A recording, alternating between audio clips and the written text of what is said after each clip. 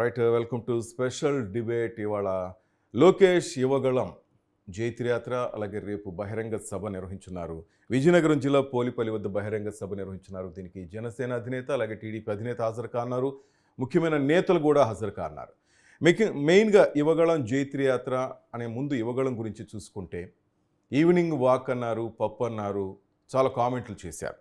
పాదయాత్ర అంటే పాదాలతో నడిచే యాత్ర అంటూ చాలా కామెంట్ చేశారు. ఇవన్నీ తీసుకుంటూ ఆయన తన పాదయాత్ర కొనసాగించాడు. దాదాపు 226 రోజులు, 97 నియోజకవర్గాలు, 3132 కిలోమీటర్లు యువగళం పాదయాత్ర సాగింది. నిన్న సాయంత్రం వైజాగ్లో పైలాన్ ఆవిష్కరణతో శివాజీనగర్లో క్లోజ్ చేశారు. రేపు విజయనగరం జిల్లా పోలిపల్లి వద్ద బహిరంగ సభ నిర్వహించినారు. ఎవరెన్ని మాటలు మాట్లాడినా తను అనుకున్నది సాధించాడు చిన్నబాబు అనేసి ఒక కామెంట్ వినిపిస్తోంది. అయితే చంద్రబాబు అరెస్టు తర్వాత యువగళం స్టార్ట్ చేసే మొన్నటి రోజున ఆయన స్టార్ట్ చేసేటప్పటికి అంతకుముందున్న స్పీడ్ లేదు ఇప్పుడు యువగళంలో అనే ఒక కామెంట్ కూడా వినిపిస్తుంది. నాట్ ఓన్లీ యువగళం, వారాహ యాత్రలో కూడా అదే రెస్పాన్స్ ఉంది. ఎవరు కూడా పెద్దగా పట్టించుకోవటం లేదంటారు. ఇది ఎంతవరకు నిజం? నిజంగా యువగళానికి వారాహయాత్రకి ఆ రెస్పాన్స్ లేదా? అరెస్టుతో నిజంగానే టీడీపీ శ్రేణులు జనసేన సైనికులు భయపడ్డారా? ప్రభుత్వం ఏదైనా చర్యలు తీసుకుంటుందేమైనా భయపడ్డారా? ఏంటి నైరాస్యం? దీని గురించే మనం చర్చిద్దాం. మనతో పాటు ఉన్నారు సీనియర్ జర్నలిస్ట్ అనలిస్ట్ కృష్ణాంజనేయులు గారు. నమస్కారం కృష్ణాంజనేయులు గారు. రైట్, వైసీపీ నుంచి వి గోపాల్ రెడ్డి గారు మనతో పాటు లైవ్లో సిద్ధంగా ఉన్నారు. నమస్కారం గోపాల్ రెడ్డి గారు. నమస్కారం సార్. ముందుగా గోపాల్ రెడ్డి గారు మీతో స్టార్ట్ చేస్తాను సార్. ఒక జోష్ కనిపిస్తుంది నిన్న సాయంత్రం చూస్తే టీడీపీ నేతల్లో, యువగళం కార్యక్రమంలో ఎంత చూస్తుంటే ఇంకా దూసుకెళ్తాం, సార్వత్రిక ఎన్నికల శంఖారావం పూరించనున్నాం రేపు సాయంత్రం అంటున్నారు. మీరేమంటారు సార్ వైసీపీ పార్టీ తరఫున? అంటే నేను ఒక పాదయాత్ర ప్రారంభించడము, తర్వాత ప్రజల దగ్గరికి పోవడము, ప్రజా సమస్యలు తెలుసుకోవడం పట్ల తెలుగుదేశం వాళ్ళ మేము ఒక విధంగా హ్యాపీగా నిలిపాం. అంటే ఏమన్నా తెలుసుకుంటారేమో, లేకపోతే భవిష్యత్తులో ఏమన్నా ప్రజలకు వైఎస్ఆర్సీపీ ప్రభుత్వం చేయలేనట్టు ఏమన్నా ఒక భరోసా కల్పిస్తారేమో అనుకున్నా గానీ అది పూర్తిగా ఒక కన్ఫ్యూషన్ వాతావరణంలో జరిగింది. స్టార్టింగ్ నుంచి కన్ఫ్యూజన్, స్టార్టింగ్ డే 1 నుంచి కన్ఫ్యూషన్. అంటే చేసినప్పుడు చాలా ఏమేం చేస్తామని ప్రజలకు చెప్పాడు. వాళ్ళు తెలుగుదేశం వాళ్ళు ఏం చేయలేదో చెబుతూ మేము వస్తే ఏం చేస్తాం, గ్రామ సచివాలయాలు ఏర్పాటు చేస్తాం, లేదు మేము వస్తే వాలంటరీ వ్యవస్థను తెస్తాం అనేక భరోసా ప్రభుత్వంలో అదో ఈ నవరత్నాలు 9 పథకాలు మేము పెడుతున్నాం, ఇవి చేస్తామనే ఒక పాజిటివ్ దృక్కోణంతో మేము వెళ్ళాం. అదే లోకేష్ గారు ఇప్పటి వరకు చెప్పలేకపోతున్నారు ఏం చేస్తున్నారు, మాకన్నా మెరుగ్గా ఏం చేయగలుగుతారు, ప్రజలకు ఏం వాగ్దానం ఇస్తున్నారు అనేది పూర్తిగా ఆయన చేయలేకపోయినాడు. అది సెంటర్ లో మళ్ళీ ఒక 80-90 రోజులు గ్యాప్. అంటే మేము పాదయాత్ర చేసే ఉదయం 9 గంటలకి జగన్మోహన్ రెడ్డి గారు స్టార్ట్ చేస్తే మధ్యాహ్నం ఒక 1 అవర్ లంచ్ తర్వాత మళ్ళీ 3 గంటలకు సాయంత్రం 7-9 వరకు జరుగుతుంది. రైట్, కృష్ణాంజనేయులు గారు మీరు చెప్పొచ్చు సార్. నిజంగానే లోకేష్ యువగళం పాదయాత్ర ఫెయిల్ అయిందా, పాస్ అయిందా? మీరు చెప్పండి, ఎన్ని మార్కులు వేస్తారు?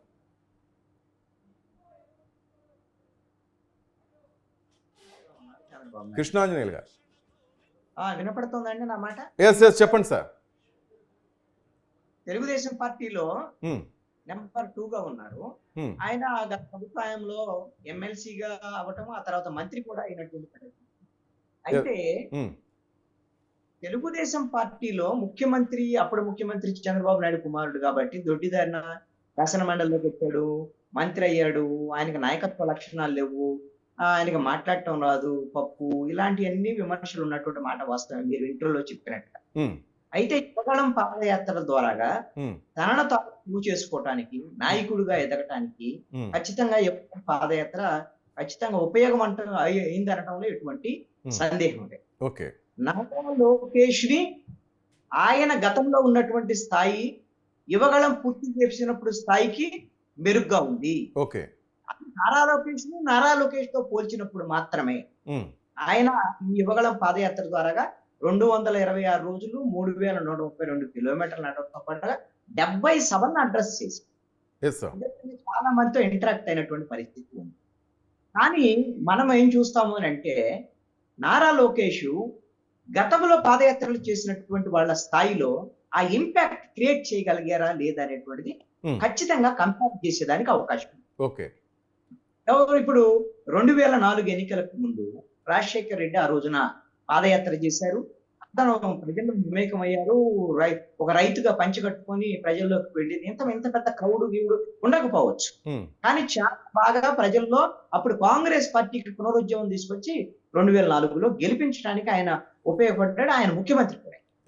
అదేవిధంగా 2014 రాష్ట్ర విభజనకు ముందు ఉమ్మడి ఆంధ్రప్రదేశ్ రాష్ట్రం, అప్పుడు చంద్రబాబు నాయుడు కూడా రెండు తెలుగు రాష్ట్రాల్లో, అప్పుడు తెలంగాణ రెండు ఆంధ్ర కలిసే ఉన్నప్పుడు ఆయన వస్తున్న మీకోసం అనేటువంటి పాదయాత్ర 77 పొద్దులు దాటినటువంటి వయసులో ఆయన పాదయాత్ర చేయటము, ఆయన అందరితో మమేకం కావటం, ఆ వయసులో ఆయన కాళ్ళు బొబ్బల్లో వచ్చినటువంటి తీరు, ఇవన్నీ కూడా కొంత చాలా కష్టపడుతున్నారు రాష్ట్రం కోసం అనేటువంటి ఆయన మీద ఒక గుడ్ ఇంప్రెషన్ వచ్చింది. రాష్ట్ర విభజన తర్వాత ఆయన ముఖ్యమంత్రి అయితే బాగుండేది అనేటువంటిది ఆ వస్తున్న మీకోసం పాదయాత్ర ఖచ్చితంగా 2014లో చంద్రబాబు నాయుడు ముఖ్యమంత్రి అవడానికి 2019 ఎన్నికలకు ముందు అప్పుడు ప్రతిపక్ష నేతగా ఉన్నటువంటి జగన్మోహన్ రెడ్డి 2014లో వాళ్ళ తండ్రి చనిపోయిన తర్వాత ముఖ్యమంత్రి అవుదాం ఆ విధమైనటువంటి సింపతితో ప్రయత్నం చేసి విఫలమయ్యారు. ఈ విధంగా కాదు, తనను తాను ప్రూవ్ చేసుకోవాలి అనేటువంటి దాని మీద 2019 ఎన్నికలకు ముందు పాదయాత్ర చేశారు. ఆ పాదయాత్ర ద్వారాగా జనంలోకి వెళ్లటంతో పాటుగా అప్పటి ప్రభుత్వం ఏం భారాలు మోపుతుంది అనేటువంటి దాని మీద బాధుడు అంటూ కూడా అప్పుడు భారాలకు సంబంధించినటువంటి విషయాలను వివరిస్తూ తమ ప్రభుత్వం వస్తే ఈ భారాలు లేనటువంటి ప్రభుత్వం, మేము ఒక మంచి ప్రభుత్వం తీసుకొస్తామనేది ఒకటను, తన తండ్రి శైలిని, ఆయన యొక్క ప్రసంగాల శైలిని, కనీసం ఆయన చెయ్యూపేటువంటి ఆ శైలి, ఇవన్నీ కూడా రాజశేఖర రెడ్డిని గుర్తు చేసేటువంటి విధంగా రాజశేఖర రెడ్డి బిడ్డగా తనకు ఒక అవకాశం ఇవ్వమని జగన్మోహన్ రెడ్డి అడిగారు. ఖచ్చితంగా ఒక అవకాశం ఇచ్చారు జగన్మోహన్ రెడ్డి. ఇప్పుడు జగన్మోహన్ రెడ్డి ఎన్ని కిలోమీటర్లు నడిచాడు? ఆయన 3648 కిలోమీటర్లు. జగన్మోహన్ రెడ్డి పాదయాత్ర 3648 కిలోమీటర్లు అయితే నారా లోకేష్ పాదయాత్ర లక్ష్యం ఏమిటి? 400 రోజులు 4000 కిలోమీటర్లు. అంటే జగన్మోహన్ రెడ్డి కన్నా ఇంకా అదనంగా ఆ రికార్డును బ్రేక్ చేయాలనేటువంటి లక్ష్యంతో ఆయన ఒక ప్రయత్నం చేశారు కానీ ఇప్పుడు మధ్యలో వాళ్ళ చంద్రబాబు నాయుడు అరెస్టు ఆ నేపథ్యము, ఆ అరెస్టు సమయంలో నారా లోకేష్ యువగళం పాదయాత్రను నిలుపుదల చేసినటువంటి అంశాలు ఇవన్నీ ఆయన ఇప్పుడు ఎన్నికలు సమీపిస్తున్నటువంటి వేళ కేవలం 3132 కిలోమీటర్లతో పాదయాత్రను ఆపాల్సి వచ్చింది. ఇక్కడ ఎన్ని కిలోమీటర్లు చేశారనేటువంటిది పాయింట్ కాదు. ఇక్కడ జగన్మోహన్ రెడ్డి కన్నా ఎక్కువ చేయొచ్చు, తక్కువ చేయొచ్చు, ఇది పాయింట్ కాదు. ఎందుకోసమని మీ తెలంగాణ రాష్ట్రంలో, మీరున్నటువంటి తెలంగాణ రాష్ట్రంలో మొన్న ఎన్నికలకు ముందు వైఎస్ షర్మిల 3700 కిలోమీటర్ల పాదయాత్ర చేశారు. అక్కడ ప్రభుత్వం మీద తీవ్రమైనటువంటి విమర్శలు చేసి రాజన్న రాజ్యం తీసుకొస్తామని చెప్పారు, అన్ని చేశారు. తీరా వచ్చేసరికల్లా ఆవిడని తీవ్ర అడ్డుకున్నారు, ఆవిడని పాదయాత్ర చేయలేదు, ఆవిడని అరెస్టులు చేశారు, ఇవన్నీ కూడా నిర్బంధకాండ కూడా పోయింది. ఇన్ని చేసినా సరే మరి 3700 కిలోమీటర్ల పాదయాత్ర చేసిన షర్మిల కనీసం ఎమ్మెల్యేగా 2023 ఎన్నికల్లో, తెలంగాణ ఎన్నికల్లో పోటీ చేయలేకపోయింది. తన పార్టీ తరఫున ఒక్క ఎమ్మెల్యేని కూడా పోటీ చేయించలేకపోయారు. విరమించుకోవాల్సినటువంటి పరిస్థితి వచ్చింది. ఎందుకు వచ్చిందంటే పాదయాత్రలు ఇవన్నిటిని ఏదో ఈ ఇంప్రెషన్స్ ఇవన్నీ కూడా రేపొద్దున ఎన్నికల్లో వాళ్ళని ఏ స్థాయిలో నిలబెడతాయనే దానికి ఈవెంట్ మేనేజ్మెంట్ లాగా పాదయాత్రలు చేస్తే కుదరదండి. తనను తాను లీడర్ గా బిల్డప్ చేసుకోవాలి. ఆ విషయంలో ఈ రోజున నారా లోకేష్ విఫలమయ్యారు అనేటువంటిది నా యొక్క అభిప్రాయం. కానీ నారా లోకేష్ ఈ పాదయాత్ర మొత్తంలో ఒక్క అవకాశం, అద్భుతమైన అవకాశం వచ్చిందండి నారా లోకేష్. అది ఏంటంటే చంద్రబాబు నాయుడు అరెస్ట్ కావటం అనేటువంటి ఆ సమయంలో యువగళం పాదయాత్రని 1-2 రోజులు ఆపొచ్చేమో కానీ ఆ రోజున రాష్ట్రంలో ఉండి ప్రజల మధ్య ఉండి యువగళాన్ని కొనసాగిస్తూ అన్యాయంగా అక్రమంగా మా మీద కేసులు పెడుతున్నారు. స్కిల్ డెవలప్మెంట్ కేసు, ఆధారాలు లేనటువంటి కేసు, చంద్రబాబు నాయుడు మీద కేసులు పెట్టారు, నా మీద కేసులు పెట్టి నిర్బంధకాండ, మా తెలుగుదేశం నాయకుల మీద నిర్బంధకాండ ప్రయోగిస్తున్నారని తెలుగుదేశం శ్రేణులందరినీ కూడా ఉత్తేజపరిచేటువంటి విధంగా ఆ సవాల్ను అవకాశంగా నారా లోకేష్ స్వీకరించి ఉంటే పాదయాత్రలో వచ్చినటువంటి పేరు కన్నా కూడా ఒక అద్భుతమైనటువంటి నాయకుడిగా రూపుదిద్దుకునేటువంటి వాడు నారా లోకేష్. అద్భుతమైనటువంటి అవకాశాన్ని కోల్పోయాడు నారా. కానీ అక్కడ అంతా శ్రేణులంతా భయపడిపోయారు, ఈ కేసులు పెడుతుంది ప్రభుత్వం అని చెప్పి ఎవరికి వాళ్ళు సర్దుకునే ప్రయత్నమే చేశారు కానీ ఎవరు ముందుకు రాలేదు కదా సార్. అంటే ఇప్పుడు నారా లోకేష్ ప్రారంభించినప్పుడు దగ్గర నుంచి మరి నన్ను అడ్డుకున్నారు, ఇవన్నీ చేశారు, నా స్టూల్ లాగారు, నా మైక్ లాగారు, నా వాళ్ళ మీద కేసులు పెట్టారు, నా మీద 20 కేసులు పెట్టారు, ఇవన్నీ చెప్పారు కదా. అవన్నీ చేస్తేనే కదా చేసుకుంటా నిర్బంధకం. అధినేతను అరెస్ట్ చేసి జైల్లో వేయడం ఒక లీడర్ గా, ఫెరోషియస్ లీడర్ గా పేరు వస్తుంది. కానీ అధినేతని అరెస్ట్ చేసి జైలుకు పంపించడం ఒక విధంగా భయభ్రాంతులకు గురి చేసింది అంటారు. మరి ఇప్పుడు భయభ్రాంతులకు గురి చేస్తే ఆ అవకాశాన్ని వినియోగించుకోలేకపోతే రేపొద్దున ఎన్నికల సమయంలో కూడా ఈ విధమైనటువంటి కేసులు, ఈ విధమైన నిర్బంధకాండ ఇదే ఉంటది కదా. మీరు స్థానిక సంస్థల ఎన్నికల్లో ఈ విధమైన నిర్బంధకాండ ఉందనే ఎంపీటీసీ, జెడ్పీటీసీ ఎన్నికల్లో తెలుగుదేశం పార్టీ బహిష్కరించింది. రేపొద్దున కూడా ఇదే ఇప్పుడు వరుసనే కేసులు పెడుతున్నారు, దాడులు చేస్తున్నారు, అన్ని చేస్తున్నారు. రేపొద్దున మళ్ళీ చంద్రబాబు నాయుడు వినో, లేకపోతే నారా లోకేష్ వినో, లేకపోతే సీడీ వాళ్ళు పిలవటం ఇవన్నీ చేశారనుకోండి, రేపొద్దున అసెంబ్లీ ఎన్నికలను కూడా బహిష్కరిస్తారా? ఎన్నికలను కూడా మేము వాయిదా వేసుకుంటామని చెప్తారా?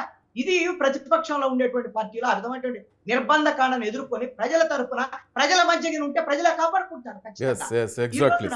ఆ విధమైనటువంటి నాయకత్వ లక్షణాలు అనేటువంటిది అవకాశం వచ్చినప్పుడు దాన్ని ప్రూవ్ చేసుకోవాలి. ఆ అవకాశాన్ని పోగొట్టుకున్నారు నారా లోకేష్.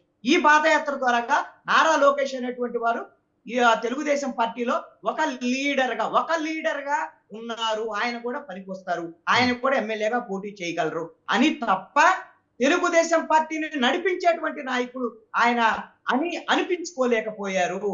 ఒక ముఖ్యమంత్రి స్థాయి నాయకుడు చంద్రబాబు నాయుడు తర్వాత తెలుగుదేశం పార్టీని మొత్తాన్ని లీడ్ చేయగలరు అనేటువంటి స్థాయికి పాదయాత్ర అనేటువంటిది నారా లోకేష్ ని తీసుకురాలేకపోయింది. అదే విధంగా 2024 ఎన్నికల్లో తెలుగుదేశం పార్టీ అధికారంలోకి వస్తది, అది కూడా ఇవ్వగలం ద్వారాగా అని కూడా నారా లోకేష్ ఈ విధమైనటువంటి ముద్ర వెయ్యలేకపోయారు.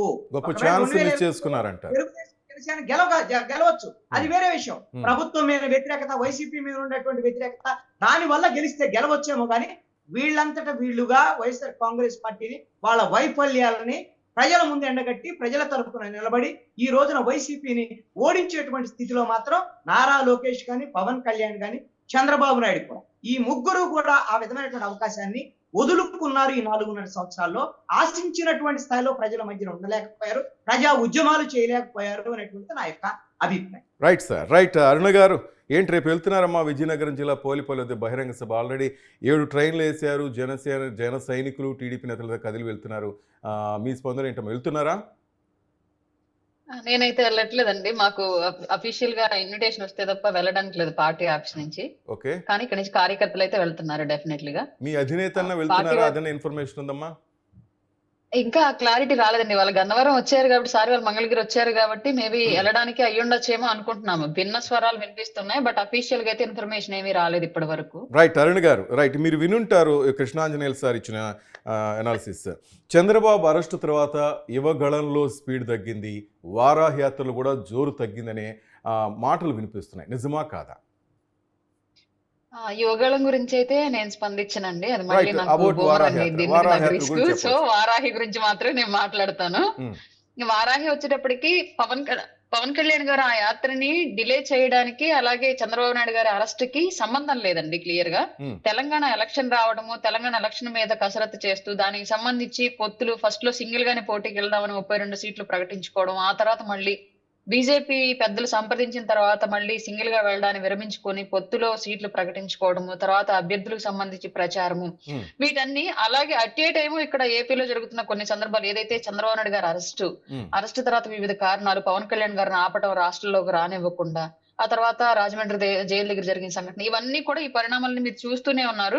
ఇది ఒక బిజీ షెడ్యూల్ కింద పరిణమించి తర్వాత మా పార్టీలో కూడా కొన్ని ప్రాంతాల్లో కమిటీలు వేయడము, ఇన్ఛార్జిని సపరేట్ గా ఏర్పాటు చేసుకోవడము, అలయన్స్ ప్రకటించిన తర్వాత ఇరు పార్టీల మధ్య సఖ్యత కుదిర్చి దానికి సంబంధించిన నాయకత్వ ఏర్పాట్లు ఇవన్నీ చేయడం, వీటి మీద పూర్తిగా నిమగ్నం అయ్యి ఉండడం మూలంగా వారాహి అనేది డిలే అయ్యింది. కాబట్టి ఇప్పటి వరకు ఇంకా మళ్ళీ నెక్స్ట్ వైజాగ్ నుంచి స్టార్ట్ అయ్యిందని అంటున్నారు, but date and route map అయితే క్లియర్ గా ఇంకా కన్ఫర్మ్ అవ్వలేదు. చంద్రబాబు నాయుడు గారు అరెస్ట్, వారాహి ఆగడానికి మాత్రం సంబంధం లేదండి. తర్వాత వచ్చిన ఎన్నికల సిచ్యువేషన్ అండ్ బిజీ షెడ్యూల్ వల్ల ఇలా జరిగిపోయింది. కానీ తెలంగాణ ఎఫెక్ట్ ఆంధ్ర మీద ఉండదంటారా?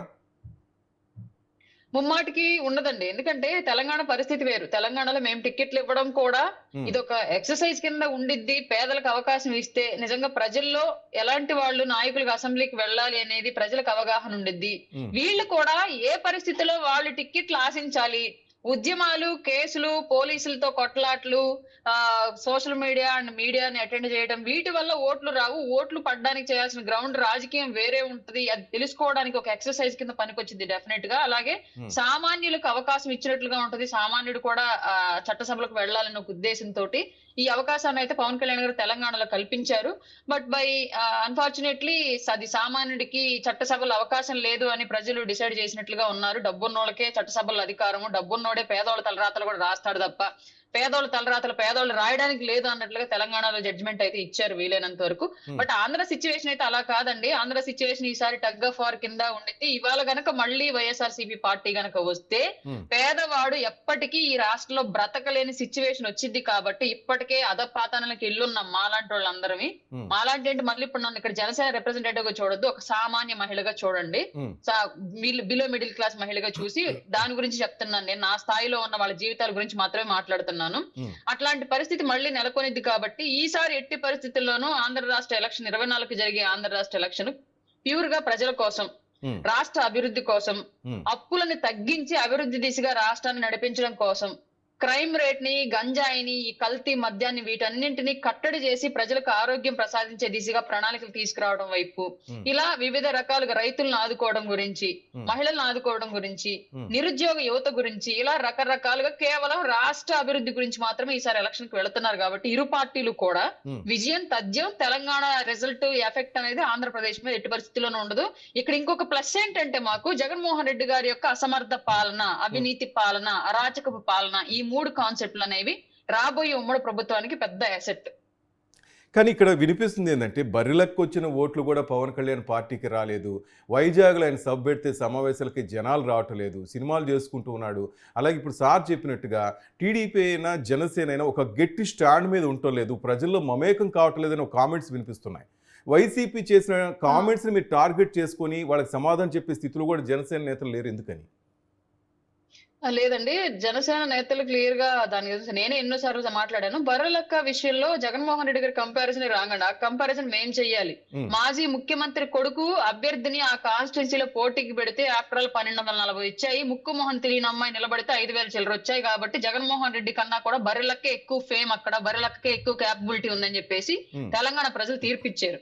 ఆ కాన్స్టిట్యున్సీలో మేము అసలు అభ్యర్థిని పెట్టలేదు. పైగా జగన్మోహన్ రెడ్డి గారు నిలబెట్టిన అభ్యర్థులంతా హేమీలు, రాజకీయ పండితులు, అగ్ర సామాజిక వర్గానికి చెందిన వాళ్ళు, డబ్బుని నీళ్ళలాగా పారించగలిగే వాళ్ళు. ఆ రోజుల్లో కూడా అప్పుడు అలాగే చేశారు. బట్ ఈ రోజు మేము టికెట్లు ఇచ్చిన వాళ్ళంతా అతి సామాన్యులు, రోజు పని చేసుకునే అతి సామాన్యులకి పవన్ కళ్యాణ్ గారు టికెట్ ఇచ్చారు. పైగా బీసీలకి, ఎస్సీలకి, ఎస్టీలకి ఇచ్చారు. అందున రాజకీయంగా అనుభవం లేని వాళ్ళు, ఫస్ట్ టైం రాజకీయాలు అడుగు పెట్టిన వాళ్ళకి ఇచ్చాడు. కాబట్టి అసలు కంపారిజన్ రాంగ్. జగన్మోహన్ రెడ్డి ఏదో పిల్ల ఎడిట్ లేస్తుంటే వైసీపీ వాళ్ళు ఆ ఎడిట్ ని తీసుకెళ్లి అట్లా మాట్లాడాడు. కానీ ముఖ్యమంత్రి స్థాయి వ్యక్తి అట్లాంటి ఫేక్ కామెంట్లు చేయకూడదని నా ఉద్దేశం. పరువు తగ్గించుకున్నాడు జగన్మోహన్ రెడ్డి ఆ మాటలన్నీ మాట్లాడేసి. ఎందుకంటే బిఫోర్ జగన్మోహన్ రెడ్డి కామెంట్ ఆ టైంలో అన్ని స్థానాల్లో పోటీ చేశాడని కానీ, నోటా కన్నా కూడా అన్ని స్థానాల్లోనూ బాళ్ళగా పడిపోయాడని చెప్పేసి నాకైతే తెలీదు. ఆయన కామెంట్ చేసిన తర్వాత వెరిఫై చేసుకుని మేము తెలుసుకున్నాం జగన్మోహన్ రెడ్డి గారి తెలంగాణ రాజకీయ చరిత్ర ఏంటి అనేది. కానీ ప్రతి చోట ప్యాకేజీ స్టార్, మ్యారేజ్ స్టార్ అంటూ ఎక్కువగా టార్గెట్ చేస్తున్నప్పుడు అది ప్రజల్లో కూడా వెళ్ళే అవకాశం ఉంది కదా, ఒక నెగిటివ్ ఒపీనియన్ వెళ్తుంది కదా, మీరు ఎందుకు అడ్డుకోలేకపోతున్నారు? నేను ఒకటి చెప్తాను సార్. ఫస్ట్ అసెంబ్లీ ఎలక్షన్ అప్పుడు 3 భార్యల గురించి ప్రస్తావించారు జగన్మోహన్ రెడ్డి గారు. తర్వాత సపోజ్ ఒక 30 సభలు పెట్టాడు అనుకుందాం జగన్మోహన్ రెడ్డి 4 ఏళ్ల కాలంలో. 30 సభల్లోనూ 3 భార్యలు అని చెప్పేసి అంటున్నారు. 2019 ఎలక్షన్ గెలుపు తర్వాత పవన్ కళ్యాణ్ గారికి అదే 3 భార్యలు ఉన్నారు. రేపు పొద్దున 24 ఎలక్షన్ రాబోతుంది, ఇప్పుడు కూడా అదే 3 భార్యలు ఉన్నారు. ఆ 3 భార్యల కాన్సెప్ట్ రాష్ట్ర ప్రజలందరికీ తెలుసు. ఈయన 30 సార్లు 300 సార్లు అంటే అక్కడ ఉన్న 3 భార్యలే 30 భార్యలు అవ్వలేదు, 3000 భార్యలు అవ్వలేదు, అదే 3 ఉన్నారు. ఆ 3 ఉన్నారు. ఎన్ని సార్లు అన్నా ప్రజలు అదే వింటారు. ఇవాళ రాష్ట్ర ప్రజలుగా మేము అడుగుతోంది ఏంటంటే ముఖ్యమంత్రిని, నువ్వు ఫస్ట్ పవన్ కళ్యాణ్ గారు మొదటి ప్రసంగంలో 3 భార్యల గురించి ప్రస్తావించినప్పుడు రాష్ట్ర ప్రజలకి ఎంత బడ్జెట్ సంపాదించి పెట్టావు, ఏ ప్రాజెక్టుల మీద పెట్టావు, ఎంత డెవలప్మెంట్ ఈ రాష్ట్రానికి చూపించావు, మళ్ళీ 4 ఏళ్ల కాలంలో నిన్నగాక మొన్న ఒక సభలో ప్రస్తావించావు కదా, అప్పుడు కూడా మళ్ళీ 3 భార్యల గురించి ప్రస్తావించావు. ఈ 4 ఏళ్ల కాలంలో నువ్వు రాష్ట్ర ప్రజలకి పెట్టిన బడ్జెట్ ఎంత, సంపాదించిన ఆదాయం ఎంత, రాష్ట్రానికి రైతుల్ని ఏ విధంగా ఆదుకున్నావు, ఎన్ని ఆత్మహత్యలు ఆపగలిగావు, ఎన్ని ప్రాజెక్టులు పూర్తి చేయగలిగావు, ఎన్ని మెడికల్ కాలేజీలు కంప్లీట్ చేయగలిగావు, పోర్ట్లన్నా విమానాశ్రయాలన్నావు, జిల్లాకు ఒకటన్నా, మేమే 3 స్టేర్లు కట్టుకోవడానికి కూడా భయపడ్డారు చాలా మంది. మళ్ళీ జగన్మోహన్ రెడ్డి విమానం ఎక్కడ వచ్చి 3వ స్టేర్లు తగిలిద్దని చెప్పేసి చాలా మంది భయపడ్డారు. అట్లాంటి సిచ్యువేషన్ లో ఎన్నిసార్లు 3 భార్యలన్నా 3 భార్యలో ఉన్నారు, 30 అవ్వలేదు. రాష్ట్రానికి నువ్వేం చేసావో చెప్పు ఫస్ట్. మేము అదే అడుగుతున్నాం రాష్ట్ర ప్రజలుగా. పవన్ కళ్యాణ్ గారికి చెప్పాల్సిన సంగతి రాష్ట్ర ప్రజలందరికీ తెలుసు. రైట్, గోపాల్ రెడ్డి సార్ని అడుగుదాం. గోపాల్ రెడ్డి సార్, అరుణ గారు అడుగుతున్న మాటల్లో నిజం ఎంత ఉంది, వాళ్ళు అడుగుతుందని మీరు సమాధానం చెప్పొచ్చా? చెప్పండి సార్. వినపడుతుంది సార్? చెప్పండి. అదే సార్, ఇప్పుడు మేడం గారు ఏమంటున్నారంటే ఎస్, మేమేం చేసామనేది ప్రజలకు బ్రహ్మాండంగా తెలుసు. వాళ్ళ కార్యక్రమాలు ఇప్పుడు ఈ 100 రోజుల్లో లేదు ఇంకా ఎలక్షన్. 100 రోజుల్లో వాళ్ళ ప్రజలకు ఏం చేయాలి ఇంకా కన్ఫ్యూజన్, పొత్తు ఉంటుందనేది ఒక కన్ఫ్యూజన్, తర్వాత ఎక్కడెక్కడ నిలబడాలి కన్ఫ్యూజన్, మొత్తం వారాకి యాత్ర ఉంటుంది కన్ఫ్యూజన్, మొత్తం ఒకటి గోపాల్ రెడ్డి గారు, ఒక క్వశ్చన్ సార్, సపరేట్ గా చెప్పాల్సిన ఎందుకు ఒక ప్రశ్న సార్. వాళ్ళు అడుగుతుంది ఉంటే మాకు ప్రత్యర్థి అనుకుందాం. మా యొక్క వైఎస్ జగన్మోహన్ రెడ్డి సోనియా గాంధీని అదే టైంలో ఇద్దరిని ఒకటేసారి చంద్రబాబు నాయుడు ఇద్దరిని ఎదిరించి 150 సీట్లు సాధించిన ఘనత మాకుంది. నేను ఒక్క నిమిషం కూడా మాట్లాడలా sir. 1 minute sir. Gopal Reddy sir 1 minute sir. Gopal Reddy sir ఒక్క నిమిషం కలిసే వినండి మీరు సార్. గోపాల్ రెడ్డి సార్, మీ నాయకుడు సమర్థత గురించి మీరు మాట్లాడండి. మీకు ఎక్కడా మీకు అవకాశం లేదు. మీరిద్దరు పలికిన కాలంటే కలిసిపోయినారు. ఇద్దరు తెలుగుదేశము, పవన్ కళ్యాణ్, చంద్రబాబు నాయుడు, లోకేష్ గారు అందరూ కలిసినా కానీ మమ్మల్ని ఎదిరించే శక్తి లేకనే మీరు ఒకటవుతున్నారు. అది వాస్తవం. మీరు ఇద్దరు ఇండివిజువల్ గా బలవంతులు అయితే మా దగ్గరికి ఏం పని అండి? మమ్మల్ని ఎదిరించాలంటే మీరు ఇద్దరు ఒకటి కావాలి. కానీ గోపాల్ రెడ్డి సార్, గోపాల్ రెడ్డి గారు, ఇక్కడ ఒక ప్రశ్న ఉత్పన్నమవుతుంది. ప్లీజ్ వినండి. ఏం చేయాలి? రైట్, మీరు బలవంతులు. ఇక్కడ ఫెయిల్ అయింది ప్రభుత్వం. మీరు ఏం చేయాలంటే మీరు చెప్పండి. ఇప్పుడు మీ పాదయాత్రలో జగన్మోహన్ రెడ్డి నడిచాడంట. ఇప్పటికి మీరు ఈ మీటింగ్ లో యోగల మీటింగ్, లాస్ట్ మీటింగ్ లో మీరు పాల్గొంటారు, నీకు కన్ఫ్యూజన్. మీరు పోతారంటే కన్ఫ్యూజన్. మీ నాయకుడు వస్తాడు, విజయవాడకు వచ్చాడు, పోతాడేమో ఒక కన్ఫ్యూజన్. మీరు ఒక అయోమయం, గందరగోళం పరిస్థితి ఉంది మీ రెండు పార్టీల పైన. సీట్ల సర్దుబాటు కానీ, ప్రజలకు ఇచ్చే వాగ్దానాలు కానీ, మేనిఫెస్టో కానీ, you are not clear both parties. మేమేం చేసిందో మాకు తెలుసు. మేము ప్రజలకు చెప్పాల్సిన పనిలే. ప్రతి ఒక్కరు అందుకున్నారు ఫలాలు. మీరు అందుకోలేము కానీ అందుకోలేరు. లేదు గోపాల్ రెడ్డి గారు, తరగతి ప్రజల గురించి మీరు మాట్లాడుతున్నారు. గోపాల్ రెడ్డి సార్, మీకు ఎక్కడ మాకన్నా అదనంగా ఏం చేస్తారు? మీరు 4 పాయింట్లు చెప్పండి మేడం. రైట్. మీ ఈయన శ్రీనివాస్ చౌదరి గారు అని చెప్పండి. జగన్మోహన్ రెడ్డి కన్నా అదో వాలంటీర్ వ్యవస్థ పెట్టాను తీసేస్తాము, సచివాలయ వ్యవస్థ పెట్టాను తీసేస్తాము, అమ్మఒడి పెట్టాను తీసేస్తాము, ఆరోగ్యశ్రీ రద్దు చేస్తాము, రైతు భరోసా రద్దు చేస్తాము, వసతి దీవెన రద్దు చేస్తాము, లేకపోతే ఏ కార్యక్రమాన్ని మీరు రద్దు చేస్తాం, మీరు మంచిగా ఏది పెడతారు? అడుగుదాం. శ్రీనివాస్ చౌదరి గారు వచ్చారు. సార్ ఇంకొకటి సార్, శ్రీనివాస్ చౌదరి గారు, మాకు దేవుడు ఒక ఉప్పలపాటి శ్రీనివాస్ చౌదరి గారు 5 సంవత్సరాల పరిపాలన, 2 సంవత్సరాల పరిపాలన తీసేశాడు కరోనాతో. మేము పరిపాలించే 2 సంవత్సరాలే, అది గుర్తుపెట్టుకోవాలి ఎవరైనా. 2 సంవత్సరాల కరోనాతో ప్రపంచం అంతా బాధపడింది, తెలంగాణ బాధపడింది, అన్ని భారతదేశం అంతా బాధపడింది. సాక్షాత్ ప్రధానమంత్రి కూడా కన్నీళ్లు పెట్టుకున్నాడు, ఏం చేయలేకపోతున్నామని. ఈ గవర్నమెంట్ వచ్చింది 2 సంవత్సరాల వ్యవధే. అంటే వాళ్ళు ఏదో మనం అనుకోవచ్చు కానీ ఫెయిల్ అయింది, అదేంది ఇదేని. ఎక్కడ ఫెయిల్ అయిందో చెప్పాలా? ఈ రోజు గ్రామ క్లినిక్లు పెట్టారు, విలేజ్ మీల్స్ పెట్టారు, టెలికా డాక్టర్ ఉంది, ఎన్నో అవకాశాలు ఉన్నాయి. మేము ఎక్కడ ఫెయిల్ అయిందో చెబుతూ ఎక్కడ మేము అదనంగా చేస్తామో చెప్పగలగాలి. ఆ గందరగోళం, అయోమయ మధ్య ఈ యువగళం కూడా స్టార్ట్ అయింది. యువగళంలో ఆ సార్ కూడా అన్నారు, కృష్ణాంజన్ సార్ కూడా, ఆయన ఒక మంచి అవకాశాన్ని పోగొట్టుకున్న నాయకుడు ఏది అవకాశాన్ని. మేము మా క్రైసిస్ లో జగన్మోహన్ రెడ్డిని సస్పెండ్ చేస్తే ఆ క్రైసిస్ లో మేము ఎదుర్కొన్నాం, ఒక పార్టీ పెట్టాం, సోనియా గాంధీని ఎదిరించాం, సీనియర్ చంద్రబాబు నాయుడు ఎదిరించాం. ఏదో 23 సీట్లు ఇస్తే 2014లో మళ్ళీ ప్రతిపక్షంలో గట్టిగా నిలదొక్కున్నాం. 40 మందిని కొన్నా కానీ చంద్రబాబు నాయుడు గారు ప్రజాస్వామ్యంగా మేము 23 మందితో మళ్ళీ ఎదిరించాం. అటువంటి ధైర్య సాహసాలు, నాయకుడు ధైర్య సాహసాలు ఉండాలా, ప్లానింగ్ ఉండాలా, భవిష్యత్తులో ప్రణాళిక ఉండాలా, ప్రజల్ని మెప్పించగలిగే శక్తి ఉండాలా. అసలు పవన్ కళ్యాణ్ అంటే ఇంకా విశ్వాసం, ముఖ్యమంత్రి క్యాండిడేట్ నమ్మేదానికి ప్రజలే సిద్ధంగా లేరు, వాళ్ళ నాయకులు సిద్ధంగా లేరు. 20-30 సీట్లతో గెలిస్తే నిలబడితే ఆయన ముఖ్యమంత్రి అవుతాడు. రైట్. ఒక ప్రశ్న సార్. చంద్రబాబు నాయుడు కూడా పోతాను, గోపాల్ రెడ్డి గారు రాకుండా అనడం లేదు. గోపాల్ రెడ్డి సార్, మేము ఇద్దరం కలిస్తే వాళ్ళు ఓడిస్తామేమో. రైట్.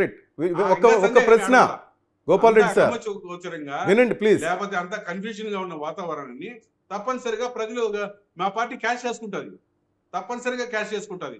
అంటే మీరు మా యొక్క ఏమన్నా యాంటీ ఇన్కంబెన్సీ మీద ఆధారపడి గోపాల్ రెడ్డి గారు ఆ యొక్క పరిపాలన బట్టి ఎవరైనా ఒకరిద్దరు ఏమైనా అసంతృప్తి కంటే వాళ్ళపైన ఆధారపడతారు తప్ప మీ నెగటివ్ పాజిటివ్ వాతావరణం ఎక్కడ ఉంది? మీరు పాజిటివ్ ఎక్కడ వెళ్తున్నారు?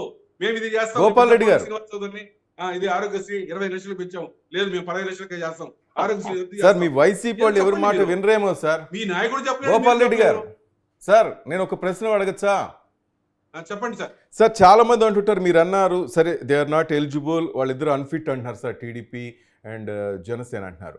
150 సీట్లు వచ్చారు, మీకు వచ్చాయి, అలాగే ఇంక కొంతమంది కూడా మీకు సపోర్ట్ చేస్తున్నారు. కానీ డే 1 నుంచి మీరు కక్ష సాధింపులు కానీ లేకపోతే ఈ 2 పార్టీలనే టార్గెట్ చేస్తూ వెళ్తున్నారు. అంత అభద్రతాభావం ఎందుకు సార్? అవసరమా చెప్పండి? ఎక్కడ మైనస్? చెప్పేది ఏంటి సార్, ఆంధ్రప్రదేశ్ రాష్ట్ర ప్రజలందరికీ ప్రత్యేక హోదా అవసరమైతే తెల్లారుజామున 3 గంటలకే మమ్మల్ని అరెస్ట్ చేశారు. తెల్లారుజామున 2:40 ఇంటికి నోటీసులు రెండు ఇచ్చారు. అంత అభద్రత ఎందుకంటే మేము కూడా ఒక కాజ్ కోసం ఆంధ్రప్రదేశ్ ప్రజల కోసము ఎక్కడ మీటింగ్లు పెడితే అక్కడ పర్మిషన్ ఇలా మాకు కూడా ప్రత్యేక హోదా కోసం మేము చేశారు చంద్రబాబు నాయుడు గవర్నమెంట్. ఆయన కోసము లేకపోతే తెలుగుదేశం కోసం, జనసేన కోసము, లేకపోతే వైఎస్ఆర్సీపీ పార్టీ కోసం చేయలే మేము. ఆ రోజు ప్రజల కోసం చేసాం. ప్రజల కోసం చేసినప్పుడే తెల్లారుజామున 3 గంటలకి అరెస్ట్ చేసిన సందర్భాలు ఉన్నాయి. అభద్రత బాగుంది ఆ రోజు చంద్రబాబు నాయుడుకి, ఏం లేదు కదా. కాబట్టి అంటే ఇప్పుడు కేసులో ప్రతిపక్షం చేసినా అంత అవినీతి చేసినా అంటే అరెస్ట్ చేయకుండా ఉంటే మంచిదని అర్థము. చట్టం తన పని చేసుకొని పోవాలి కదా. ఇప్పుడు మమ్మల్ని అరెస్ట్ చేశారు, 18 నెలలు జైల్లో ఉన్నారు జగన్మోహన్. చట్టం ఆ రోజు బాగా పని చేసిందని చెప్పారు. జేడీ లక్ష్మణ గారికి ఫ్లెక్సీలు పెట్టి పూలదండలు వేసి పాలాభిషేకం చేశారు ఇదే తెలుగుదేశం నాయకులు. ఆయన టీడీపీ కాదు. అంటే ఒక ప్రతిపక్ష నాయకుడిని అరెస్ట్ చేస్తే ఒక పార్టీ పెట్టుకున్న అధ్యక్షుడిని వీళ్ళకి సంతోషం. ఒకరిని ఎవరో కాళ్లకు బంధించేసి కట్లు కట్టేసి నిరుత్సాహాన్ని చేసి గెలవాలనుకున్నారు. ఆ యుద్ధంలో కూడా గెలవాలా తెలుగుదేశం. 23 సీట్లు సంపాదించినాం. శ్రీనివాస్ చౌదరి గారు, 2014 ఓడిపోయినప్పుడు ఏవి ఇప్పుడు ఓటింగ్ మిషన్ పైన పెట్టారు చొట్ట ఒప్పుకోలే మీ అపజయాన్ని. రైట్, 1 మినిట్ గెలిచాడు జగన్మోహన్ రెడ్డి. రైట్ శ్రీనివాస్ చౌదరి గారు మాట్లాడతారు. మా నాయకుడు అన్నారు ఒక దెబ్బ కొట్టారు, అవును ఓడిపోయినాం, మేము ప్రజల్లోనే ఉంటాం, చూపిస్తారు. 2019 రైట్ శ్రీనివాస్ చౌదరి గారు ప్లీజ్ సార్. లక్షణాలు లేవండి, లోకేష్ కి లేవు, చంద్రబాబు నాయుడు సార్ నా వాయిస్ వినపడుతుందా? కళ్యాణ్ గారికి అసలు లేదు. ఎక్కడ ఏం చేయాలో తెలియదు, ఎప్పుడు మొదలు పెట్టాలో తెలియదు, ఎప్పుడు అంతం చేయాలో తెలియదు. Right okay Gopal Reddy sir. యాత్ర యువగళం అనేది పూర్తిగా ఫెయిల్ అయిన సబ్జెక్టు. అతను రైట్ ఓకే శ్రీనివాస్ చౌదరి గారు మీరు చెప్పండి. యువగళం ఫెయిల్యూర్ సబ్జెక్ట్ అంటున్నారు గోపాల్ రెడ్డి గారు, తేల్చిపడేశారు సార్. అని మా అనుమానం తప్ప చెప్పండి. ఆయన ముఖ్యమంత్రి చెప్పండి. అందరూ శాసించే అజమాయిషీ లేని వ్యక్తిగా Gopal Reddy sir 1 minute please. నిలిచిపోయింది. నేను ఇప్పుడు మళ్ళీ మాట్లాడబోతున్నాను మిత్రుడు శ్రీనివాస్ చౌదరి. అదే వినండి ఒక్కసారి చెప్పండి అన్న ప్రజలకి. రైట్, మీరు మాకన్నా ఏం బాగా చేస్తారో చెప్తే అది చెప్పబోతున్నారు ఆయన. అడ్డుపుల్లరాం సెంటర్ లో ఒక్క నిమిషం కూడా మిమ్మల్ని ఇంటరప్ట్ చేయం. Right 1 minute please Srinivas Chowdary గారు. శ్రీనివాస్ గారు, మొదట మీకు న్యూస్ 360 ప్రేక్షకులకి, అలాగే మా మిత్రపక్షమైనటువంటి జనసేన నాయకురాలు అనురా గారికి, అలాగే కృష్ణాంజలి గారికి, వైసీపీ నేత గోపాల్ రెడ్డి గారికి నా తరఫున, తెలుగుదేశం పార్టీ తరఫున మొదటి నమస్కారం సార్. యువగళం ఈరోజు ప్రజాగళంగా మారిన తర్వాత మా బాదుడు రెడ్డి, మా బటన్ రెడ్డి, మా భజన్ రెడ్డి ఫ్రస్ట్రేషన్ ఉన్నాం సార్. ఫ్రస్ట్రేషన్ మాకు ఇద్దరు లేస్తే ఫ్రస్ట్రేషన్. ఈ రోజు బెంగళూరులో 80 మంది ఎమ్మెల్యేలతో పెద్దిరెడ్డి కొడుకు గెస్ట్ హౌస్ లో మీటింగ్ పెట్టాడు. ఎవరినో ముఖ్యమంత్రి చేయాలని చెప్పి వాటి వస్తా ఉంది స్క్రోలింగ్స్. ఇప్పుడు ఆల్రెడీ వైసీపీ ఎమ్మెల్యేలు చాలా మంది నాయుడు గారు, మీరు అదనంగా ప్రజలకు ఏం చేస్తారు చెప్పండి. మా పార్టీలో మీ పార్టీలో కావాలంటే 100 చెప్తా నేను. గోపాల్ రెడ్డి గారు మీరు మాట తప్పుతున్నారు. ఏం చేస్తారు చెప్పండి. గోపాల్ రెడ్డి గారు టీడీపీ చెప్పబోతారు వినండి. గోపాల్ రెడ్డి గారు మీరు మాట తప్పుతున్నారు, ఇన్స్టాప్ చేయండి అని చెప్పి మళ్ళీ ఎంటర్ అవుతున్నారు. క్లారిటీ ఇస్తున్నారు ఆయన. గోపాల్ రెడ్డి సార్ కరెక్టేనా? మాట తప్పు మాట తెప్పము కరెక్టేనా? ఆ మాట మీద ఉండండి ప్లీజ్. గోపాల్ రెడ్డి 10 నిమిషాలు మాట్లాడారు. చెప్పండి. ఇంటరప్ట్ అవుతుంటే ఏదో సూక్తులు మాట్లాడారు సార్. కాసేపు వెయిట్ చేయండి. ఆయన టైం ఆయనకి ఇవ్వండి. Gopal Reddy sir please. గోపాల్ రెడ్డి గారు పాటించకపోతే ఎలా? పక్క వాళ్ళ పిల్లలకు వాళ్ళ టైం వాళ్ళకి ఇవ్వాలి కదా. మీ భారత చెప్పిన తర్వాత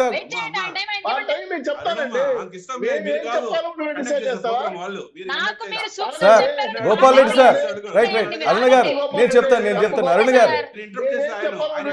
గారు 1 మినిట్ సార్. గోపాల్ రెడ్డి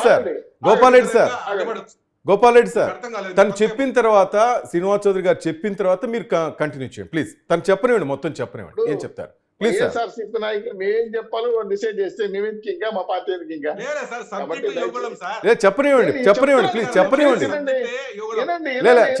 గోపాల్ రెడ్డి గారు ప్లీజ్ వినండి. మీ ఫ్రస్ట్రేషన్ అర్థం చేసుకోగలం. ప్లీజ్ చెప్పండి సార్. ఈ రోజు రాష్ట్రంలో యువగళం అనేది గొప్ప అద్భుతమైన అవకాశంగా రాష్ట్ర ప్రజలు 1.5 కోటి మంది దాదాపు 226 రోజులు 3032 కిలోమీటర్లు 70 సభలు 97 నియోజకవర్గాలు 155 ముఖాముఖీలు 12 ప్రత్యేక కార్యక్రమాలు 8 చర్చాగోష్ఠులు దాదాపు 4353 వినతి పత్రాలు మాకు రావడం జరిగింది.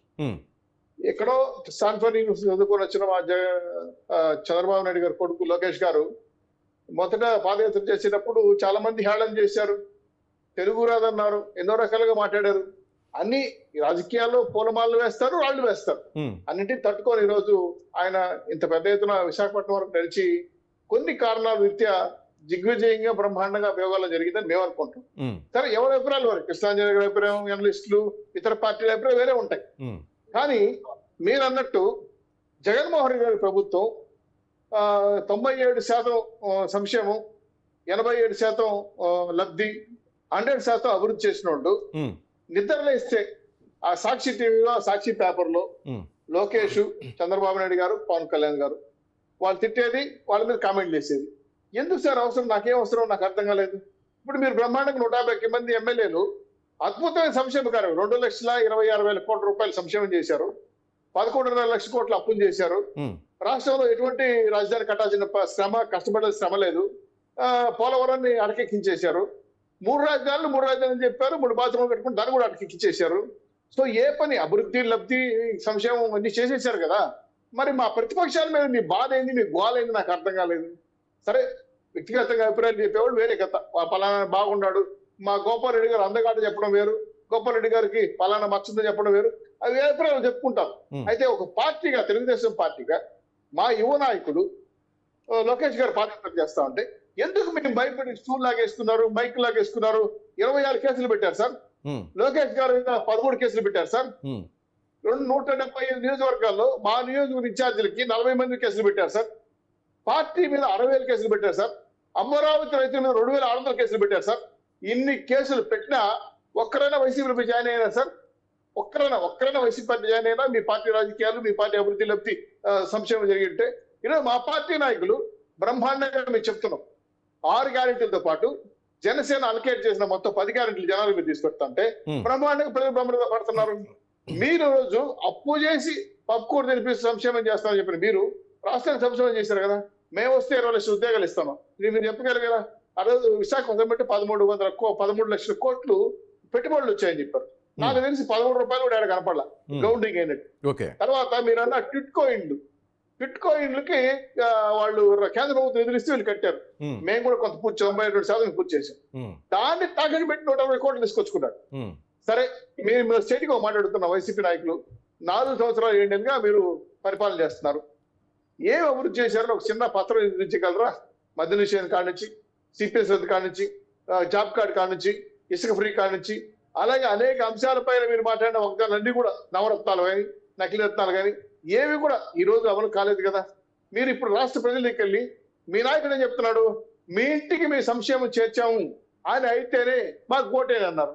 సరే, ఓటేయాలంటే మీరు శ్రీనివాస్ గారు ఒక మాట చెప్తాను. చెప్పండి. రాష్ట్రంలో 14 లక్షల మంది గవర్నమెంట్ ఉద్యోగులు ఉన్నారండి. 1 లక్ష మంది అంగన్వాడీ వర్కర్లు ఉన్నారండి. గోపాల మిత్ర, అదేవిధంగా వీళ్ళు ఆశా వర్కర్లు 1 లక్ష మంది ఉన్నారండి. ఇది కాకుండా అసంఘటిత కార్మికులు 4 లక్షల మంది ఉన్నారండి. వీళ్ళతో పాటు టీచర్లు 2,000 మంది ఉన్నారు. టోటల్ గా నాకు తెలిసి వీళ్ళే ఒక 60-70 లక్షల మంది, 80 లక్షల వరకు వీళ్ళ సంఖ్య వస్తుంది. వీళ్ళు ఎవరైనా ఈ రాష్ట్రంలో ఓట్లేస్తారు సార్. ఇందులో నేను ఇంకా ఎస్సీ ఎస్టీ చెప్పలేదు, ముస్లింలకు చెప్పలేదు, అలాగే రైతుల గురించి చెప్పలేదు. మొన్న రైతులు బ్రహ్మాండంగా వరదల్లో ఇబ్బంది పడతా ఉంటే జగన్మోహన్ రెడ్డి గారు ఏ సాయం చేశారు సార్? ఎన్ని కోట్లు ఇచ్చారు సార్? విపత్తు నివారణ కింద ఇచ్చిన డబ్బులు ఏమయ్యాయి సార్? ఇవన్నీ కూడా ప్రజలు ఈ రోజు రాష్ట్రాల్లో ఇబ్బంది పడుతున్న సంఘటన చూసిన తర్వాత లోకేష్ గారు యువగలం బ్రహ్మాండ సక్సెస్ అయింది, అద్భుతంగా సక్సెస్ అయింది. ఎట్లా లోకేష్ గారిని ఇబ్బంది పెట్టాలి అని కేసులు పెట్టడానికి ప్రయత్నం చేయలేదా? చంద్రబాబు గారిని, ఆయన దేశద్రోహ, ప్రజల్లో ఉన్నాడు, బస్ యాత్ర చేస్తున్నారు కదా, ఆయన అర్ధరాత్రి అరెస్ట్ చేసుకుని పోయారు. లోకేష్ కూడా అరెస్ట్ చేయాలని ప్రయత్నం చేశారు. మేము జాగ్రత్త పడి గ్యాప్ తీసుకుని మరి ఇక్కడ మీకు ఇంకో విషయం చెప్పాలి శ్రీనివాస్ గారు. చెప్పండి. జగన్ గారు పాదయాత్ర చేశారు. పాదయాత్ర అంటారు సార్, 4 రోజులు చేస్తాడు, 2 రోజులు ఒకరోజు హైదరాబాద్ పోతాడు, రెస్ట్ తీసుకుంటాడు, ఒకరోజు కోర్టుకు పోతాడు, రెస్ట్ తీసుకుంటాడు, మళ్ళీ 4 రోజులు పాదయాత్ర చేస్తాడు. మా లోకేష్ అలా చేయలేదు కదా, కంటిన్యూగా చేశాడు. మీరు చేసిన దుర్మార్గం మధ్యలో 60 days గ్యాప్ తీసుకున్నారని అంటున్నారు గోపాల్ రెడ్డి సార్. ఈ రోజు ఢిల్లీకి వెళ్ళి మేము కేసులు గెలాయించుకొని బయటకు వచ్చాం. చట్టాన్ని న్యాయం నమ్ముకున్నాం, ధర్మాన్ని కాపాడుకున్నాం. ఈరోజు ధర్మం పక్కన నిలబడింది. మీ కేసులు తప్పుడు కేసులు నిరూపణాయి కాబట్టి బెయిల్ వచ్చింది, బయటకు వచ్చింది. మీకు సత్తా లేదు, మీరు చూపించే దమ్ము ధైర్యం సాక్ష్యాలు మీ కోర్టులో లేవు కాబట్టి మా నాయకులు బెయిల్ వచ్చింది, మనం ప్రజలకు వచ్చాం. ప్రతిపక్ష నాయకులు ఎప్పుడు ప్రజల్లోనే ఉంటారు, ప్రజలతోనే తిరుగుతారు, ప్రజల గొంతుకనే పని చేస్తారు. ఈ రోజు దేశవ్యాప్తంగా ఎట్లుందో నాకు తెలియదు కానీ ఆంధ్ర రాష్ట్రంలో మాత్రం తెలుగుదేశం జనసేన పొత్తుతో వైఎస్ఆర్సీపీ పూర్తి స్థాయిలో తాడేపల్లి గెస్ట్ హౌస్ లో షేకింగ్స్ మొదలైంది. ఆ యొక్క ప్రకంపనలు సునామీ అయింది. రేపు మధ్య తుఫాన్ అవుతుంది. జనసేన పార్టీ బంగాళాఖాతం. ఆంధ్ర రాష్ట్ర విముక్తి వైఎస్ఆర్సీపీ పార్టీకి అనుకున్నాము. దానికి అనుగుణంగా మా పార్టీ నాయకులు పోటీ చేసే సీట్లు పకడ్బందీగా ముందుకెళ్తారు. వీళ్ళు నిజంగా న్యాయం చేసిన ప్రజలకి ఓట్లాడమని చెప్పండి, వాళ్ళు యాత్రలు చేయమని చెప్పండి. ఇప్పుడు చెప్తున్నారు, ఇప్పుడు మా జగన్మోహన్ రెడ్డి గారు పాదయాత్ర చేయమని చెప్పండి. దమ్ముంటే మేము దోగ చేస్తున్నాం, మా బాబు గారు తిరుగుతారు కదా, ప్రజలే తిరుగుతున్నారు. ముఖ్యమంత్రి బదలాలు కట్టుకొని చెట్లు నరికేస్తా, అశోకుడు చెట్లు పెడితే జగన్మోహన్ రెడ్డి నరికేస్తా ఉంటే ఇప్పుడు చేయాలంటే పాదయాత్ర జగన్మోహన్ రెడ్డి చూద్దాం. దమ్ముంటే నిజమైన నాయకుడు అయితే స్వతహాగా జగన్మోహన్ రెడ్డి భయిస్తుడు. అందుకే తాడేపల్లి కేసు నుంచి బయట రాలేకపోతున్నాడు. దీన్ని మీరు చూసుకోండి, మీ పార్టీ నాయకులు చూసుకోండి. మీ పార్టీ నాయకులు పారిపోతున్నారు. ప్రత్యేక ముఖ్యమంత్రి మీ పేరు కూడా బయట వస్తున్నాయి. మరి మీ ఆ వర్గంలో మీరు ఏ వర్గంలో ఉన్నారో తెలియదు. గోపాల్ రెడ్డి గారు వర్గంలో ఉన్నారా? అరుణ గారు ఇన్ఛార్జీల మార్పు ఇవన్నీ చూస్తుంటే జగన్లో ఒక భయం పుట్టుకుంది, చలనం వచ్చింది. అంటే టీడీపీ జనసేన కలయిక కొంత భయం తెచ్చింది అంటుంటారు, ఇది నిజమేనా? సార్ ఇప్పుడు నాకు ఈ క్వశ్చన్ ఆన్సర్ కూడా గోపాల్ రెడ్డి గారి గురించి నేను 100% ఎక్స్పెక్ట్ చేస్తున్నాను. 175 వస్తాయని చెప్పేసి వీళ్ళే మాట్లాడారు.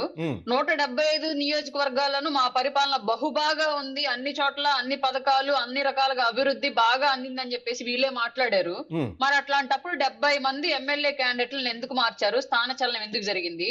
అందులో కూడా ఎస్పెషల్లీ బీసీలని, ఎస్సీలని, మైనార్టీలని మాత్రం ఎందుకు మార్చారు? రెడ్డి సామాజిక వర్గానికి చెందిన వాళ్ళు ఎందుకు మార్చలేదు?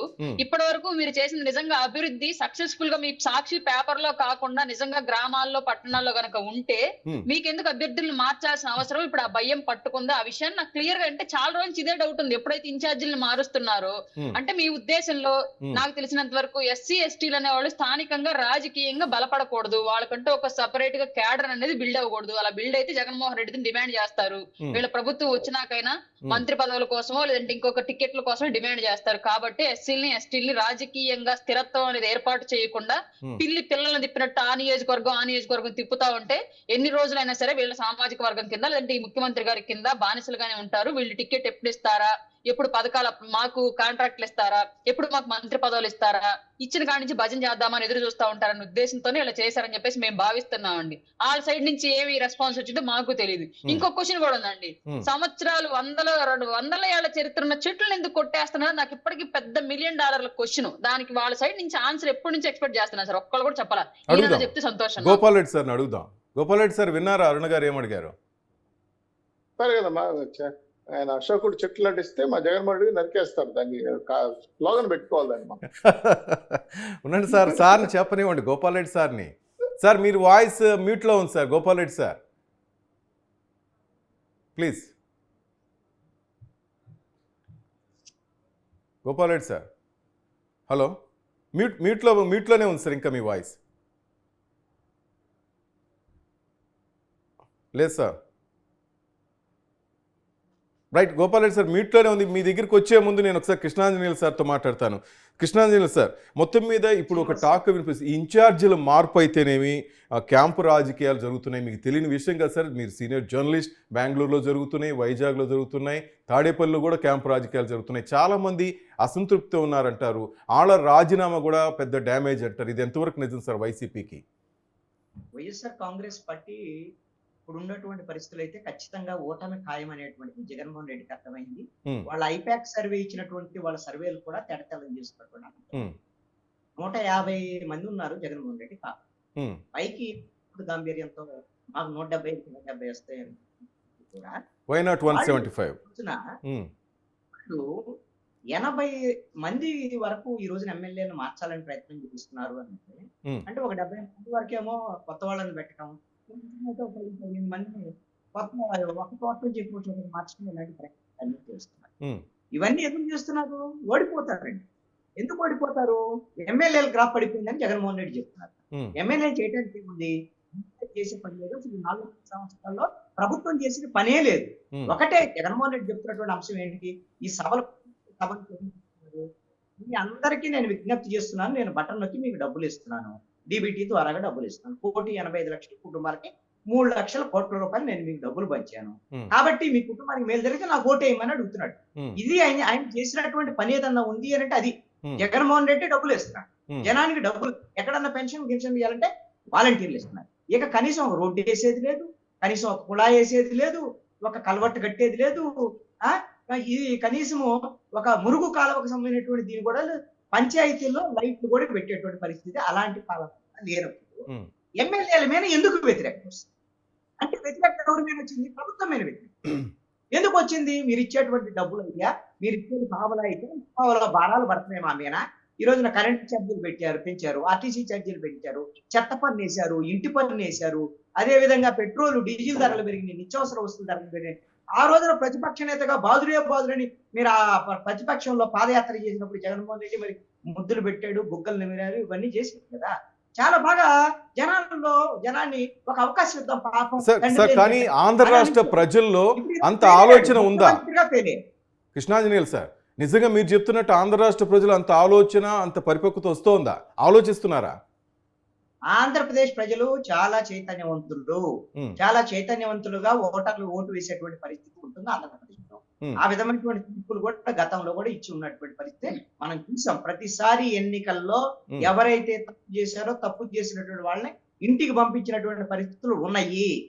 కాబట్టి ఇప్పుడు ఉండేటువంటి ఈ ప్రభుత్వము ప్రజల మీద భారాలు మోపేటువంటి ప్రభుత్వంగా ఉంది.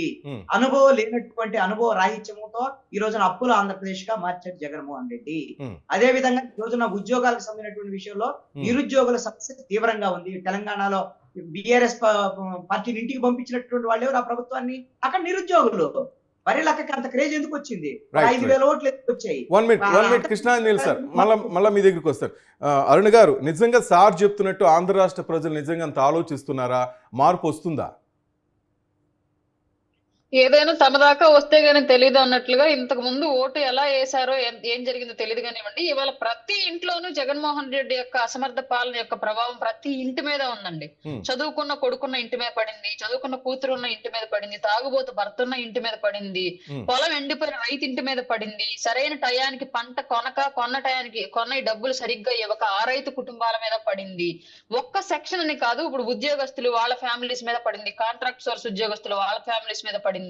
వాళ్ళ ఒక్కళ్ళు ఇద్దరని కాదు, కవితకు కాదేది అనర్హం అన్నట్లుగా జగన్మోహన్ రెడ్డి యొక్క దాష్టికానికి ఆంధ్రప్రదేశ్ లో కాదేది ఏ వర్గం అనర్హం అన్నట్లుగా రాష్ట్రంలో కొనసాగింది పరిపాలన. ఈ కంపల్సరిగా ఎవరికి వీళ్ళు ఎలాగైతే మా డబ్బులు మీ అకౌంట్ లో పడ్డాయా లేవా, మీకు పడ్డ డబ్బులను బట్టి మాకు ఓటేయండి అని అడుగుతున్నారు.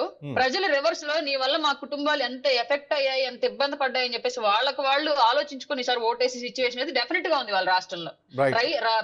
ప్రజలకి కనువిప్పు కలిగించిన పాలన జగన్మోహన్ రెడ్డి పాలన. రైట్. శ్రీనివాస్ చౌదరి గారు, మీరు చెప్పండి, నిజంగా మార్పు కనిపిస్తుందా ప్రజల్లో? సార్ మార్పు కనిపిస్తాం సార్. ఎక్కడంటే ఆర్బీకే సెంటర్ లో సచివాలయాల దగ్గర కనిపిస్తాను సార్.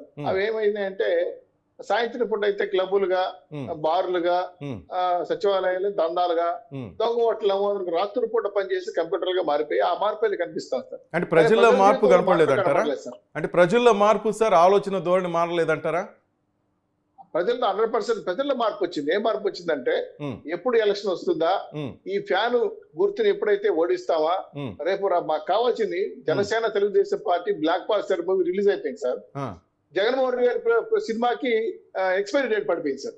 సో ఎక్స్పైరీ డేట్ అయిపోయిన సినిమాని చూడే పరిస్థితి లేరు కాబట్టి ఉదయాన్నే తాడేపల్లి గెస్ట్ హౌస్ లో ఎప్పుడు తలుపు తెలుసుకొని ఒక్కొక్క ఎమ్మెల్యే పిలిచి మాట్లాడుతున్నాను, నీకు అది ఇస్తాను ఇస్తానని.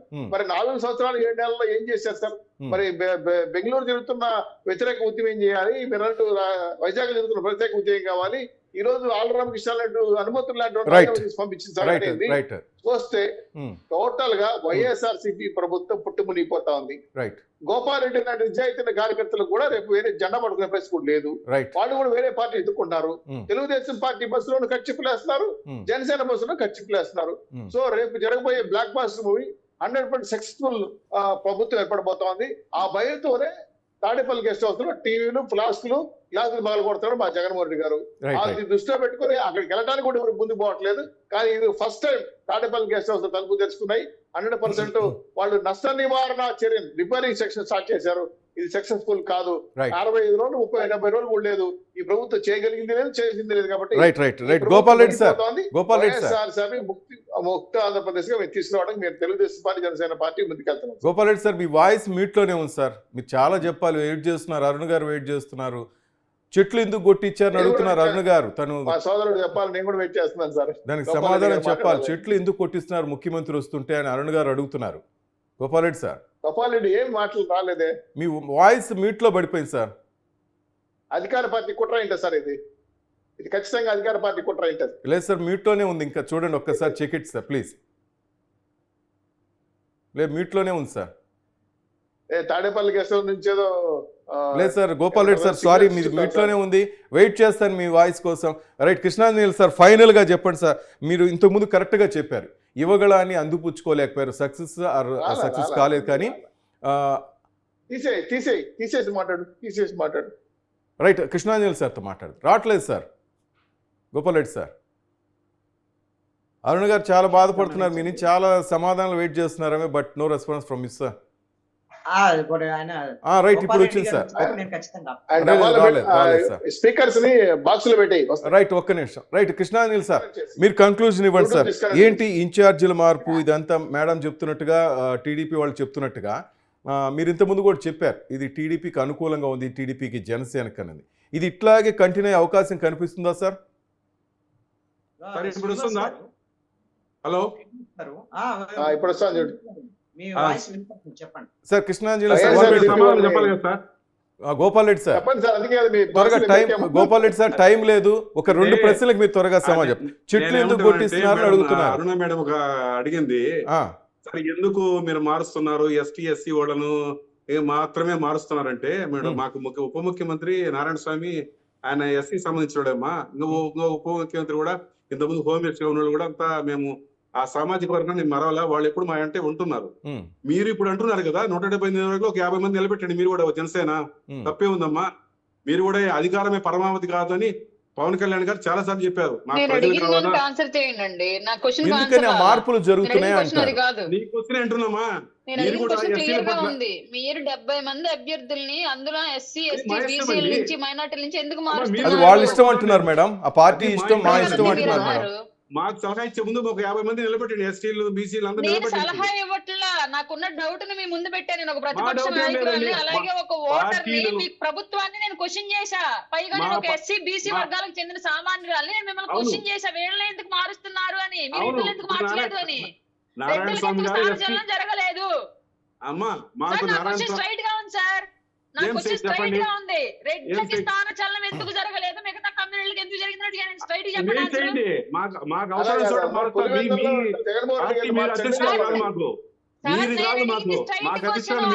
రెడ్లు మాత్రమే పర్మనెంట్ గా ఒక ప్రాంతాన్ని పరిపాలించగలిగే సార్. తను ఒక క్వశ్చన్ చేస్తున్నారు Gopal Reddy sir.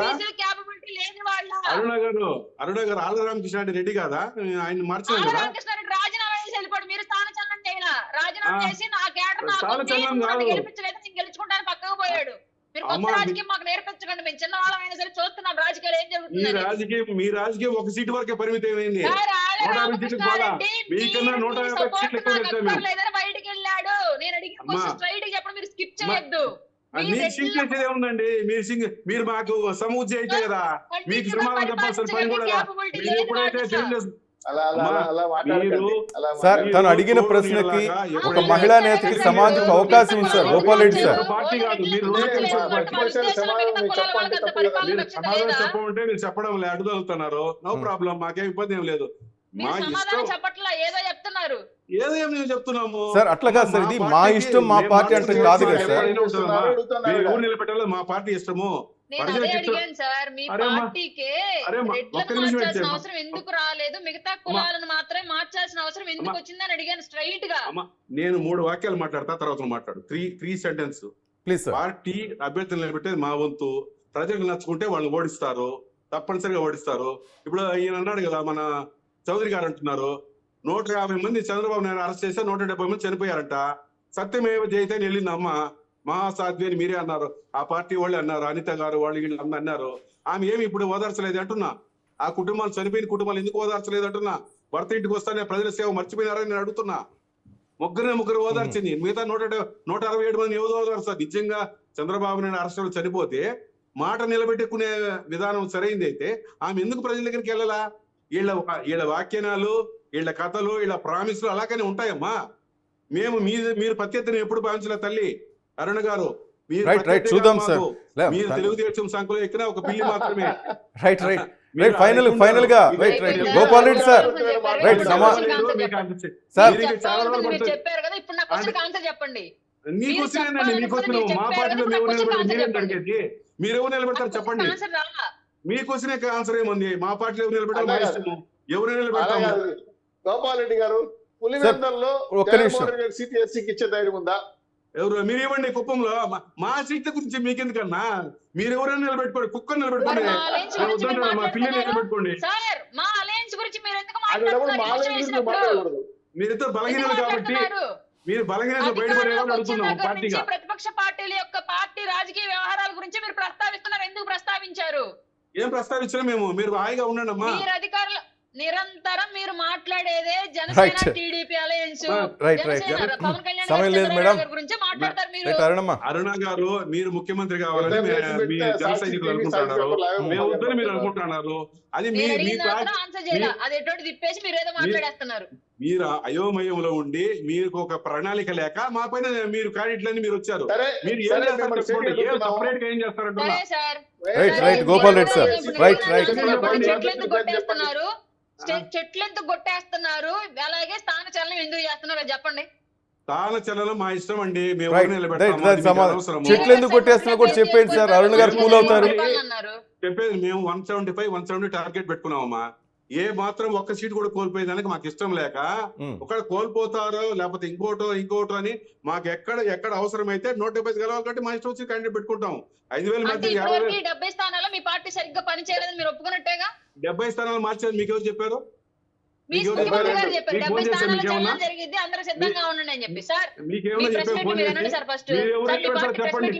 Sir YCP దాదాపు 80 స్థానాల్లో చేంజెస్ ఉన్నాయని వస్తుంది సార్. అరుణ్ గారు, మీరు ఎక్కడ నిలబడతారు చెప్పండి? మీరు 30, 20, 10, 5 మీరు చెప్పండి.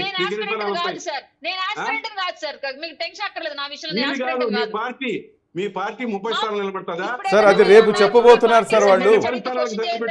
గోపాల్ రెడ్డి సార్ రేపు చెప్పబోతున్నారు వాళ్ళు, no doubt. Right right right సమయం లేదు. రైట్ రైట్ ఒక్క నిమిషం శ్రీనివాస్ చౌదరి గారు ప్లీజ్ ప్లీజ్ ప్లీజ్. 150 సీట్లు ఇచ్చింది ఎందుకంటే ప్రజలకు సేవ చేయమండి. రైట్ 150 సీట్లు మాకు అర్థం కాలేదు. రైట్ రైట్ సమయం లేదు. రైట్ రైట్ సమయం లేదు. Right right right Gopal Reddy గారు రైట్ ఒక్క నిమిషం.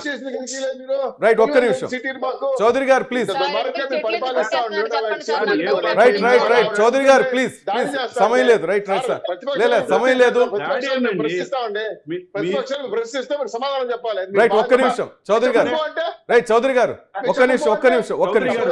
గోపాల్ రెడ్డి సార్ గోపాల్ రెడ్డి సార్ మీరు బెంగళూరులో ఏదో జరుగుతుందని అక్కడే అసమ్మతి మీరు అభూత కల్పనలు వేస్తా, మీరు సమాధానం చెప్పండి. ఏం చెప్తామండి? Right right Gopal Reddy sir right right Gopal Reddy sir. గుడిసెలో ఉన్నాడు చంద్రబాబు నాయుడు, మమ్మల్ని ప్యాలెస్ లో ఉన్నాడు. ప్యాలెస్ ఉంటే చంద్రబాబు నాయుడు గుడిసెలో ఉన్నాడా? 1000 కోట్లు పెట్టి ఇల్లు కట్టాడు హైదరాబాద్ లో. రైట్ రైట్ రైట్ రైట్ దయచేసి Gopal Reddy sir double bedroom లేనా సింగిల్ బెడ్రూమ్ మధ్య తరగతి మాత్రం ఉన్నాడా? ఒక గేట్ కాంపౌండ్ వల్ల 5-6 కోట్లు అవుతుంది. Right right Gopal Reddy sir మీరు ప్యాలెస్ మమ్మల్ని విమర్శించడం ఏదండి? Right right Gopal Reddy sir final గా అరుణ్ గారు అడుగుతున్నారు, దానికే సమాజం ఇప్పుడు క్లోజ్ చేస్తాను నేను. చెట్లు ఎందుకు కొట్టించారు అడుగుతున్నారు. ఏం చెప్తారు? అడగండి సార్, అడగమని చెప్పండి. మళ్ళీ ఆ చెట్లు ఎందుకు కొట్టేస్తున్నారు అంటున్నారు, ముఖ్యమంత్రి వస్తున్నప్పుడు అంటున్నారు. ఆమె చెట్లు ఎక్కడ కొట్టేయలేదండి. మీరు ఇప్పుడు సార్ కూడా అన్నారు కదా, కృష్ణాంజలి సార్ కూడా అన్నారు ఇంత ముందు ఎక్కడ రోడ్డు వేయలేదని. తిరుపతికి వచ్చే సార్ 16 అంటే సార్కి ఇన్ఫర్మేషన్ లేకుండా పోవచ్చు, ఒక 16 మెయిన్ రోడ్లు వేసి ఉన్నాం సార్. పెద్ద రోడ్లు, దాదాపు 80 రోడ్లు. అంటే మా తిరుపతి గురించి నాకు తెలుసు, మిగతా రోడ్లు సార్ ఆయన అన్ని తిరుగుతుంటారు సార్. కృష్ణానీల్ సార్ రాష్ట్రం అంతటా పరిస్తుంటారు. ఆయన సీనియర్ జర్నలిస్ట్, ఆయన చూసే అడిగి చెప్పారు ఆ మాట. ఆయనకు తెలియదు కాదు కదా సార్. మీరు are you happy? Right right right Aruna సమాధానం వచ్చినట్టుంది మనకి. ఓకేనా సార్? ఒక్క విషయం చెప్తాను సార్, సార్ ఒక్క విషయం. అన్నాడు, ఇంకేం సమాధానం అమ్మా వస్తుంది? ఒక్క నిమిషం ఉండమ్మా. అక్కడ సార్ 800 కోట్లతో దుర్భేద్యమైన సచివాలయం నిర్మించారు సార్ హైదరాబాద్ లో. ఇక్కడ 1200 కోట్లు పెట్టారు. ఎప్పుడు కారణం ఏమన్నా సచివాలయం కానీ మరి దాంట్లోనే ఉంటున్నారు కదా సార్, ఇప్పుడు మరి కట్టొచ్చు కదా సార్. సార్ మీరు కట్టొచ్చు కదా సార్ ఎక్కడో చోట ఉంటూ కూడా మళ్ళీ దాన్ని తిడుతూ ఉంటే ఎట్లా సార్? అంత గ్రాఫిక్స్ భయం. Right thank you right thank you very much Aruna గారు, థ్యాంక్ యూ మా, అండ్ శ్రీనివాస్ చౌదరి గారు అండ్ గోపాల్ రెడ్డి గారు, Krishnanjaneyulu sir, thank you very much sir. Right, this is a special show. Keep watching news 360. నిజం ఆలోచన మారుస్తుంది.